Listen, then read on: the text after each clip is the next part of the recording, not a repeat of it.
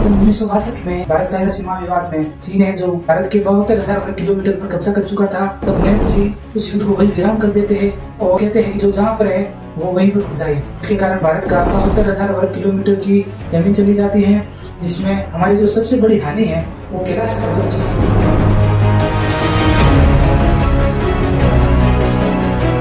कुछ यात्रियों से तो हमें ये जानने को मिला कैलाश पर्वत से डमरू की ध्वनि सुनाई देती है।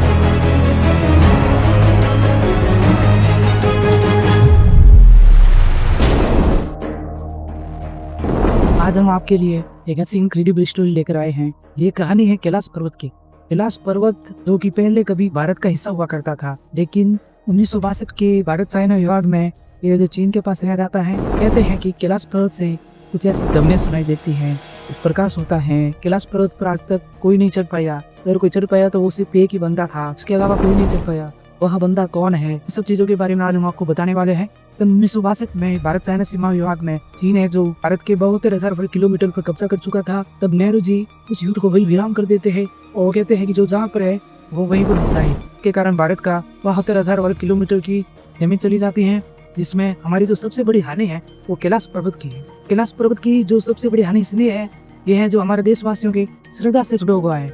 कैलाश पर्वत पर पौराणिक कथाओं के अनुसार भगवान शिव विराजमान हो, तो ये मानते हैं कि भगवान शिव कैलाश पर्वत पर ही विराजमान है। कई यात्रियों ने कैलाश पर्वत की चोटी को फतह करने का टारगेट बनाया, लेकिन आज तक कोई भी है जो कैलाश पर्वत की चोटी तक नहीं पहुंच पाया है। कुछ यात्रियों से तो हमें ये जानने को मिला कैलाश पर्वत से डमरू की ध्वनि सुनाई देती है। भारत के लोग तो मानते हैं कि कैलाश पर्वत पर भगवान शिव विराजमान है तो डमरू की आवाज तो सुनाई देगी, लेकिन साइंस है जो हर बार कैलाश पर्वत के रहस्यों को पता करने की कोशिश करता है, लेकिन जहाँ साइंस खत्म होती है वहाँ से दिव्य शक्तियाँ शुरू होती है। आज तक साइंस है जो इन सब रहस्यों के बारे में पता नहीं लगा पाया।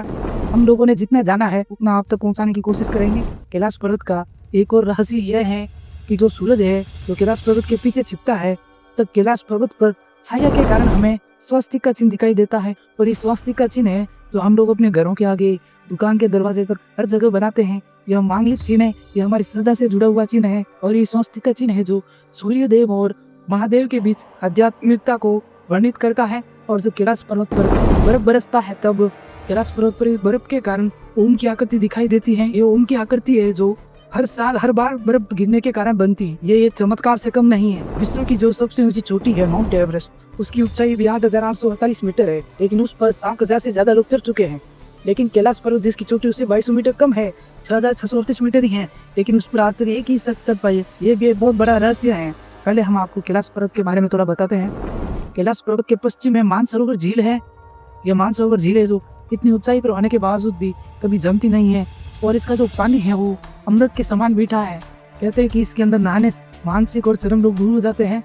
और इसके दक्षिण में है जो राक्षसताल झील है। राक्षसताल झील के बारे में कहा जाता है कि जब रावण ने ध्यान करने से पहले इसमें स्नान किया था, इसके कारण तब से उस पर बुरी शक्तियों का अधिकार हो गया है।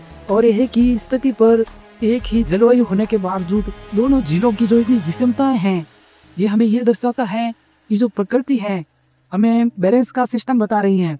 प्रकृति हमें समझाना चाहती है कि जहाँ भगवान है, जहाँ देव है, वहाँ एविल भी है। और इन बुरी शक्तियों से भगवान ही है जो हमारी सहायता करते हैं, हमें बचाते हैं। और अब हम आपको एक घटना के बारे में बताते हैं। तिब्बत के जो धर्मगुरु होते हैं वो कैलाश पर्वत के रहस्यों का पता लगाने की कोशिश करते हैं, और वो कैलाश पर्वत की चोटी पर चढ़ने का फैसला करते हैं, लेकिन वो बीच में से वापस आ जाते हैं।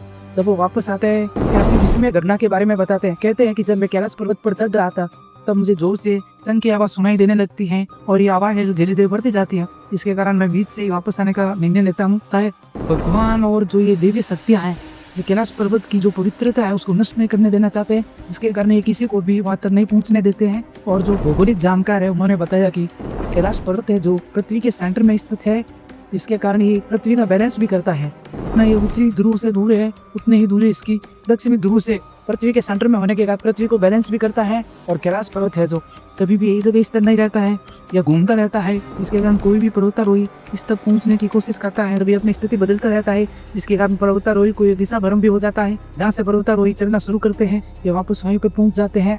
एक ये भी कारण है कि कोई भी पर्वतारोही है जो कैलाश पर्वत की चोटी तक नहीं पहुँच पाया।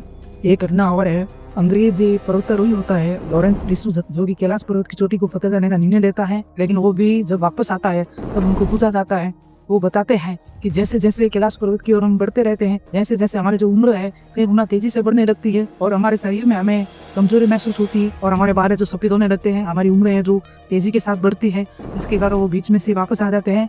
वो शरीर में बहुत ही कमजोरी महसूस करते हैं, उन्हें लगता है कि उनका शरीर काफी कमजोर हो चुका है, उनकी उम्र भी तेजी से बढ़ रही है, जिसके कारण वो बीच में से वापस आ जाए। और दोस्तों, आपको आज की हमारी इनक्रेडिबल स्टोरी कैसी लगी कमेंट बॉक्स में जरूर बताना।